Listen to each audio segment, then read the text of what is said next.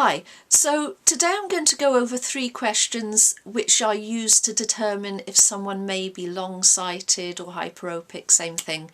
And I'm going to talk about what is wrong with these questions. So the first one is, do you have problems with small print? Number 2, do you have difficulty seeing in poor light? And number 3, is distance easier to see than close up? So now I was actually asked these questions in order to refer me to a specialist, and these are the answers that actually I would have given at the time.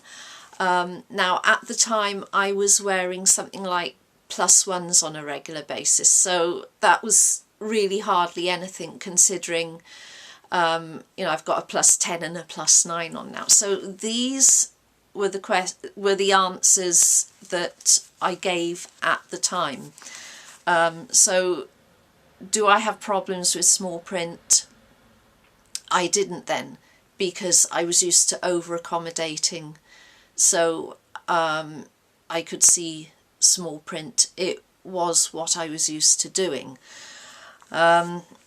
Do I have difficulty seeing in poor light? Again, at the time, no, I didn't have a problem, and my night vision is still excellent. And for the third one, is distance easier than or better than close up? Well, at the time, because I had such you know, good accommodation, and it was actually over accommodation, I could see close up just fine. So that, giving those answers before I went in to see the specialist, well, that was 3 strikes against me. So the answers I would give now that I am wearing glasses, or now that I am wearing a strength which is closer to what I actually need. Do I have problems with small print? Oh God, yes. Absolutely. I find it's either fuzzy or things fluctuate in and out, but I'm a lot more comfortable obviously having these on. Do I have difficulty seeing in poor light? Actually, yes, I do. My night vision is still excellent, but poor light and night vision aren't quite the same thing. So, you know, bright light, I can see much clearer in daylight or bright light than if I go into a room and maybe it's a bit pokey or something like that. And the third one, is distance easier to see than close? Hell yeah, because I'm still, my guide at the moment is when I'm travelling on the bus and I sit, you know, at the midsection of the back section. Well, the destination board right at the front is easier and clearer to see than the one that's, what, 6-8 feet away from me. So yeah, distance is very much easier now that I'm wearing glasses. So you can see already how these are quite misleading questions to ask, and they don't give a clear picture. I mean, now that I'm wearing glasses, these things hold true, but obviously if someone is going into an examination to see if they are long-sighted, or maybe if they're more long-sighted than, you know, the glasses they're actually wearing, then these things are not going to hold true. So if these things hold true, then basically you're wearing the glasses you need, so you don't really need to go to an examination to see if you are that long-sighted, because you obviously are. So at that point these questions are like really pointless. The only people who would say yes to these questions are people who have significant and developed long-sightedness, which often isn't going to happen without glasses anyway, because your eyes will try and accommodate as much as they can for as long as they can. Okay, so that said, what questions could you maybe ask instead? And I've chosen alternatives that cover all bases, because long-sightedness can really be quite paradoxical. So what will hold true for one person, the complete opposite can hold true for another. So you know, for instance, one of the things you think of long-sighted, things at close distance are blurry, and things at, you know, things in the far distance are clear. Well, let me tell you that, you know, after trying to read, before I had glasses and got treated, I'd be trying to read and I couldn't see anything. So, you know, it looked to all the world as if I was maybe short-sighted, but I wasn't. But you know, for every statement you can say about long-sightedness, like poor light, bright light, close, far, there's the flip side. So these are the questions that I would ask instead. So do you have problems with small print? What I would ask instead is, do you now or have you ever? And that is really important to give it, you know, to give the person a choice and a time scale, because long-sightedness develops because as children our eyes are very, very flexible. So you're not always going to know if someone is long-sighted. You're not always going to know if you are long-sighted. I mean, I didn't. So as you get older, you know, your muscles kind of tire a bit more quickly, basically, and then the long-sightedness will develop then. So, you know, how your eyes function when you're 10 or when you're 20 may be completely different to how your eyes function when you're in your 30s. So you need to give the person a choice and ask it as a bit of an open-ended question, so they can tell you. I give the question here: do you now or have you ever found you tire after reading? So that can be, you know, a person say, oh, my eyes, yeah, I used to get tired after reading a lot, maybe before they had glasses, so they don't tire so much now. Or maybe they've never had glasses and, oh, my eyes really tire. And do you know what? I need to go and lie down. Well, actually, I did. So that's a perfectly valid statement. But you can answer the question in a variety of ways, so the person can choose what is relevant to them. So for the second question, and I'm shivering a bit because it's cold in here actually. do you have difficulty seeing in poor light? Now, I would ask this in the following way.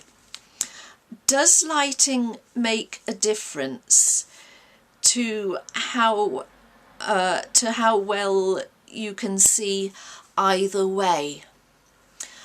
So I'm going to answer both sides of that. Like, I used to prefer to read in poor light, and I used to have my head down at the ground because I was avoiding, so I used to be quite sensitive to light, and I wasn't always aware of it. You know, I did have and still have excellent night vision. Now it's the flip side, so you know, lighting makes a huge difference that I am now aware of. So I definitely see better in you know, in sunlight than ever I do in, you know, in an indoors situation, even with the light on. So, you know, that's two completely different answers that I've had in my lifetime to the same question there. So, you know, it's allowing the person to choose how they answer the question and to be able to expand on whatever is relevant to them. And the third question, is distance easier to see or clearer than close up? Now, I mean, as a child, I would have said either. But what I did come to find was, say, if I'd been doing exercise, say, it's something I noticed in my 30s really, then print would be blurry if I looked at it. And again, you know, what I find now,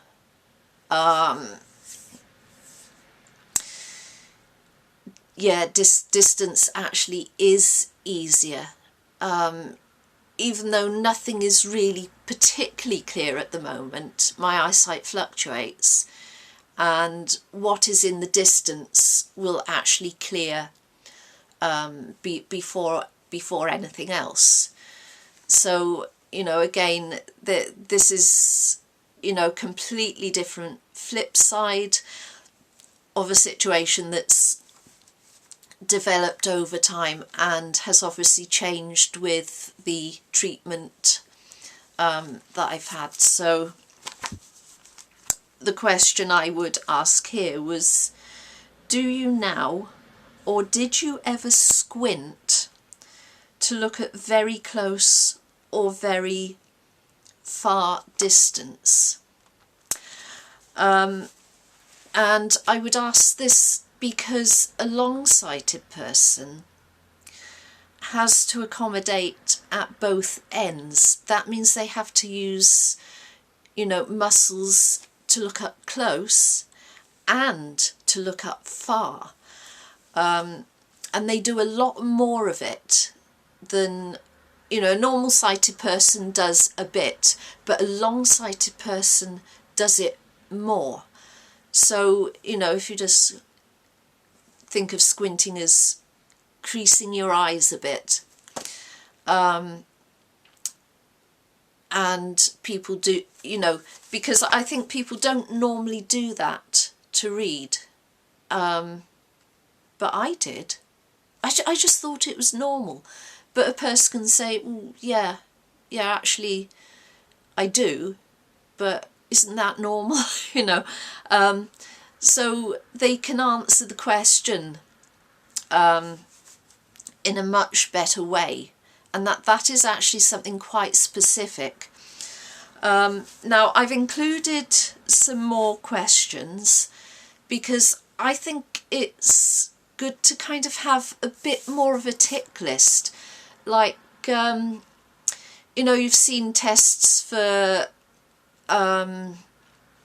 pick a test for dyslexia, for example. They will ask about 20 questions, and if you tick, I don't know, 12 or more, then maybe there's a likelihood you have dyslexia. I'm just picking an example out of a hat there. But the other questions I would ask are, do you now or have you ever had tired eyes, eye strain when reading? So it doesn't mean that you have to have pain, but you know, if you're getting tired eyes quite a lot, that's something to take into consideration. So it's about looking at people's general experience and habits and how they all add up into a whole. What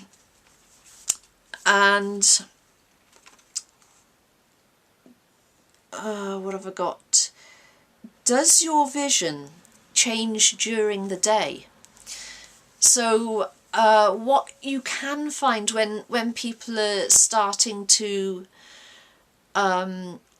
I won't say when they're starting to realise they're long-sighted, but when their vision is, when it's beginning to develop a bit, what they may find is that they see quite well in the morning, and then by the end of the day they might be struggling to see very far distance, which I was actually,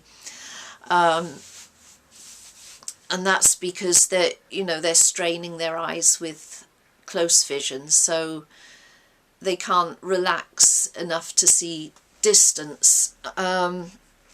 Now my vision fluctuates all the time, and that is actually another thing again. So if you're long-sighted, your vision can just fluctuate on its own, and mine actually does. So the other question then is, have you ever been sensitive to light? So there was a period in my life when I was, it was when I was beginning to, you know, get quite a bit of eye strain. That came with the territory. So again, that could be an indicator. And it wasn't just sunlight, certain types of lighting became a problem. And, you know, looking back, I'd always been a bit sensitive to bright light, but I hadn't been aware of it. But again, this question allows you to, you know, open up. Maybe a leading question might be, you know, do you find you get a rush of energy when someone switches an electric light on, or do you feel dozy, or you know, something like that? Or do you squint? Is it normal for you to squint in bright sunlight? I mean, we all do a bit, but if you're doing it when, you know, every time it's daylight, maybe that is an indicator. But again, something like this allows someone to elaborate and talk a bit more about their own experiences. And the final question, did you ever tense your face or your jaw or any other parts of your body when reading or writing or doing close-up things? And again, that is quite relevant because long-sightedness doesn't always express itself in the eyes. One of the first signs might be, you know, a child has really untidy handwriting, or you've got a death grip on the pencil. I mean, I used to scour through the page when I was writing, because I was holding the pen so tight, and I would, wrap one arm around, I'd be grabbing hold of the desk, I'd have one leg sort of clamped around the chair, so I'd be pinned to the desk to write. I've definitely chowed down on my jaw, so I had a lot of tension in the jaw and the shoulders, and that is something that people would probably recognise in themselves, even if the eyesight, the other symptoms of long-sightedness might not have come out. But obviously, if you're asking for a referral or going to the optician to see if you are, obviously other symptoms would have come out. But all of these sort of questions, they cover a much wider base, and that is better, because long-sightedness, it does cover a wide base. People have a lot more varying symptoms of it than you would actually think. So really, what I hope in the future is that, to be honest, these questions, right, worthless. And I would really hope that in the future, it could be the optician, or it could be the doctor that might send you to a specialist, will ask questions which are more like these, more open-ended, taking into account more varied symptoms and factors, which allow the patient to elaborate, and that in fact would give a fuller picture of where they are, what their situation is, and obviously would help the optician to do a better test, because they could judge more accurately what is going on with that customer. So yeah, hope you found this helpful, and hope to see you in my next video.